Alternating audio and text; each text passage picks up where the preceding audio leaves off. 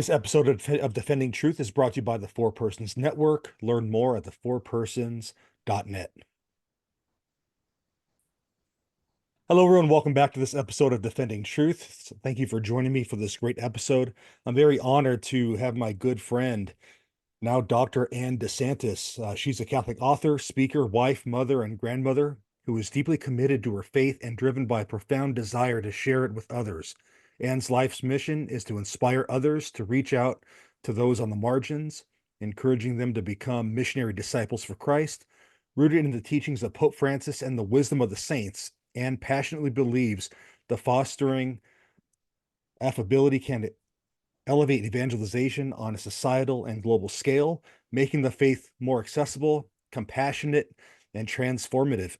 Ann, how are you doing today? Oh, I'm doing great. Thank you so much for hosting me on the program. Oh, it's my pleasure. It's my pleasure to have you on to talk about your great new book titled The Virtue of Affability or Friendliness and Its Relevance in Modern Evangelization. So I'm reading through your book, a lot of great stuff here. Can you walk us through how this book came about? Oh, I'd be happy to. So, back in October of this year, 2024, I earned my doctorate in theology from Pontifex University. This topic was actually my dissertation topic, the virtue of affability, which essentially is our openness, our friendliness that we have with other people, in imitation of Christ, in imitation of the saints. And so the book really is, I'll walk through what that virtue is, where it came from, and how we can apply it. Really, that's the bottom line of the book, is how do we apply it in our modern day society today, where there is so much discord between people, people who are having a hard time really getting along, being able to be congenial, being able to communicate properly with people that we know and don't know. And so that's really where it came from. So, like I said, this came about as your dissertation topic from Pontifex University. Was there something that you encountered that made you decide on this topic? Actually, yes, I would say that it has been some of my own personal experiences in the church. A lot of times in the church and in evangelization, we say, what are we doing wrong here? Why are people leaving the church? Why are people not attending Mass? Why are they disassociating themselves from Catholicism? And of course, we know we do have the deposits of the truth, and that is really the most important thing. But to some people out there, some people in society who are more secular minded, they don't care about that. What they care about is the reaction that they get from Catholics and Christians, and being able to feel like they can be accepted for who they are. Now, of course, we're not talking about sin. As Catholics, we know we're always trying to avoid sin. So we're not Right. talking about that. We're not talking about the acceptance of sin. We're talking about meeting people where they are through this virtue of affability, which is our openness. It's really not only our actions with others, but it's our reactions to people too. And so that's just a little bit about the book and why it, or how it came about. I know in your book you talk about the teaching of Pope Francis. You go through scripture, you go through other wisdom from the great saints of the church. And can you walk us through some of those that maybe stuck out to you the most in your research? Well, yes. And the book, even the cover itself, is a picture of Pope Francis in a crowd smiling. And some of you who are watching this podcast are aware of some of his more larger pieces of writing, say the Amoris Laetitia, and actually I have it right here, the Evangelicalium, another one that he wrote, and some of the other more recent ones. And when I read through them, I thought there's sort of this uh, underlying message in all of his writings. It's really a message to people on an individual level. Of course, there's always that group level, the group mentality of what can we do to make the church reach out more evangelization. But he always talks about the fact that it's a personal decision, the way that we interact in the very small ways every single day of our lives as people, as humans, as Catholics. And how do we interact with people? When you think about the people that we all know, people in our own homes, and then we have our extended family, our neighbors, our community, our people that we go to church with. I think that we all have a tendency to be comfortable with the people that we really want to be with and hang out with. But we're not as comfortable with people that we don't know. Maybe there's somebody in your neighborhood or my neighborhood that is a shut-in or someone that doesn't have support. Maybe it's a child at a school that's feeling bullied, or even in a college or at the university level. Maybe it's a neighbor or an aunt or an uncle or a cousin that nobody's talking to for some reason. And or maybe someone at church. It could be somebody that you see at daily mass that isn't in that sort of that breakfast club, the group that they all Right. know each other, they're friends with the pastor, they're very involved. And we look at ourselves and say, what can we do to be better evangelizers? Well, there it is. I mean, these are the small ways, but that are very large ways that we can make a difference. And this is really what my book is about. Yeah, that's great. When I was reading through the first few pages of your book, I couldn't help but think about interactions that I have online, especially like on X. I still call it Twitter, but X, Yeah. where some people say in evangelizing that it's like they're trying to win the argument instead of reaching out to the person. So I guess how does the virtue of affability interact with our everyday transaction? What you said the neighborhood, whether it be online or personal conversations, things Mhm. like that. Yeah, as I said, it's in those very small ways. It's in the way that we, and I said the way that we act, but it's also how we react. And that can be either online or in person. A lot of times, as I said, we just get very, very comfortable with people that we agree with. Mhm. And we need to see the humanity in all of us. In Matthew 25, Jesus lays it out for us. He says that it's the way that we offer ourselves in giving drink to the thirsty, giving food to the hungry, and also visiting the prisoners. You know, those prisoners aren't always people in the prison system, although a lot of times, they could be, but they're Right. people that we know very well, and they're people that go unnoticed. So while we're worried about winning an argument, there's people around us that are really calling out for some kind of attention. A lot of times it's just a listening ear, that active listening, something that we can do. All of us can do that, is listening to people's stories. And as Catholics, and especially you and I, Bill, as people who are educated in the faith, there is that sort of that fine line between like, okay, what is sin and what is not sin? And I think sometimes we get really caught up in making sure that everybody understands what sin is. Well, one of those sins is really neglecting the people who are marginalized. That is a really big and major sin that we forget. We Right. worry a lot about some of those things, typical things, I guess maybe those 10 commandments. And we should be, right? We should be very concerned about those, and that everybody understands why you should avoid it. But we need to remember too that one of those sins really is not following Christ in that particular way. And so that's what this book is all about. I think, especially for very serious minded Catholics, we really lose sight of that.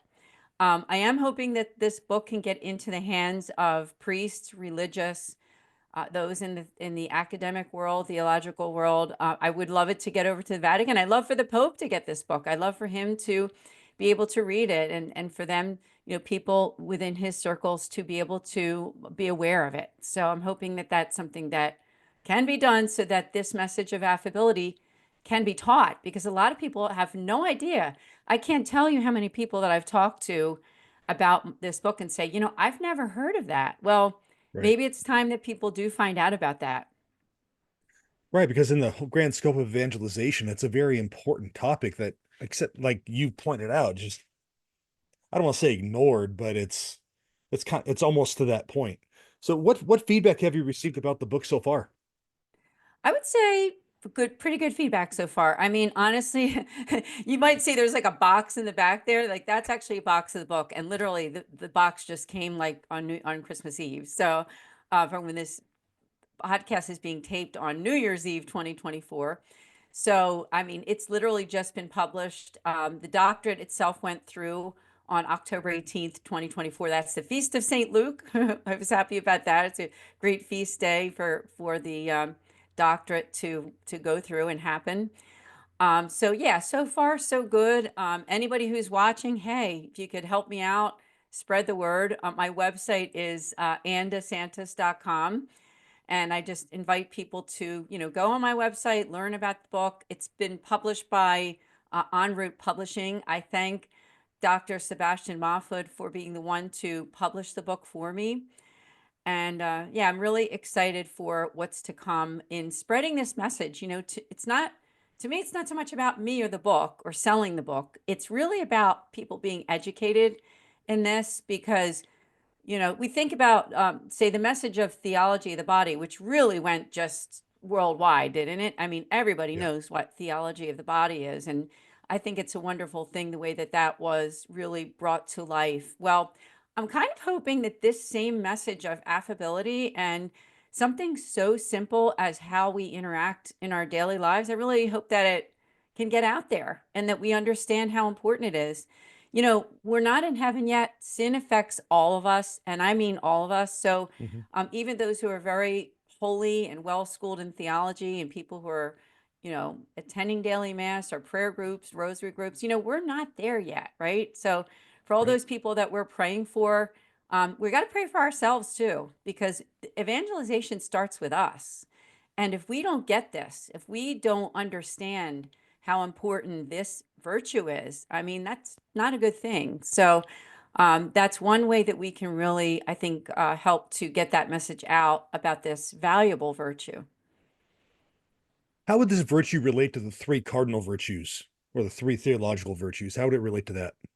Actually, it relates to all of them: faith, hope, and Okay. love. I mean, it is a moral virtue. This is a justice. It is a justice that we give to one another. It was originally brought about by Saint Thomas Aquinas in Summa Theologica. He wrote about affability. And if anyone wants to go and research that, it's in my book. I mean, all of the notes and the footnotes and bibliography. But yeah, it relates to all of them because we need to live our faith. We have hope in heaven, and we should have hope for other people to be in heaven. And then love is, that's what everything's all about. God is love, really. And I have a lot in there about how God is love and how we can live out charity in our everyday lives in the book.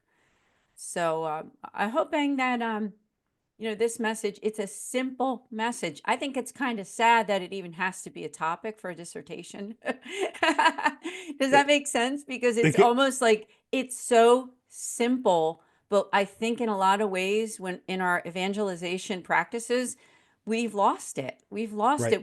We get so caught up in the minutia of proving who's right, who's wrong, who's on the right side, the left side of even our Catholicism, as we do in the political world, that we forget that it's really about those very small interactions that we have on an everyday basis with people, that is all about our salvation, right? It's about our Hmm. own salvation. And it is a way that we can conquer sin in our lives, right? Is that when we give ourselves to others, those who don't have the love and support that they deserve, right? Everybody deserves that. And we look at like some of the psychological issues and illnesses and things that people go through, even like rates of people who are taking their own lives and things like that. I mean, what can we do for them? What can we do? I mean, obviously we can pray, but I think in knowing and understanding this virtue, we can do more for people. Right.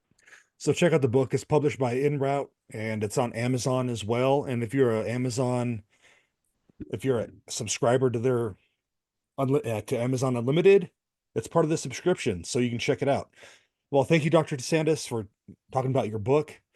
And for with the couple minutes that we have left, I want to talk about another organization that you're involved in. You're the executive director of the Saint Raymond Nonnatus Foundation here in Philadelphia. Can you tell us a little bit about the foundation and the work you do there? Oh, I'd be happy to. Our website is nonatus.org, and we were formed through the Mercedarian Religious Order. And what we do is we make free pastoral outreach to individuals and families in crisis. What are those crises? It could be anything from relationship crisis, divorce, separation, job loss, loss of a loved one, health crisis, someone who's helping someone with a health crisis.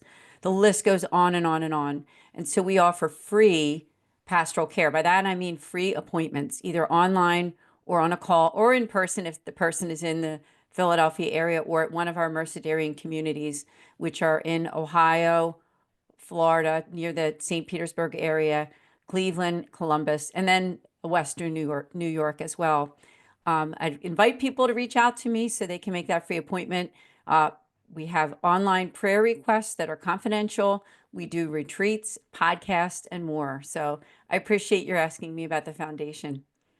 Oh, my pleasure. And for those of our listeners who live in Philadelphia, because this show airs in Philadelphia, where would they go for like a physical location if they wanted to get that assistance? Well, I would say that they first need to reach out to me at the Okay. foundation by going to the website and just the contact form at nonnatus.org. So do that first, and then you Okay. can make that appointment because we have a parish. The Mercedarians are at Our Lady of Lourdes in the Overbrook section of Philadelphia at 63rd and Lancaster Avenue in Philly. And once you do that and make that appointment through me, then you can possibly do that in-person appointment. Great. Well, Thank check you. them out and check out Dr. DeSantis's book. Thank you so much for joining us today. Thank you, Bill. I so much appreciate being on your program. God bless. God bless.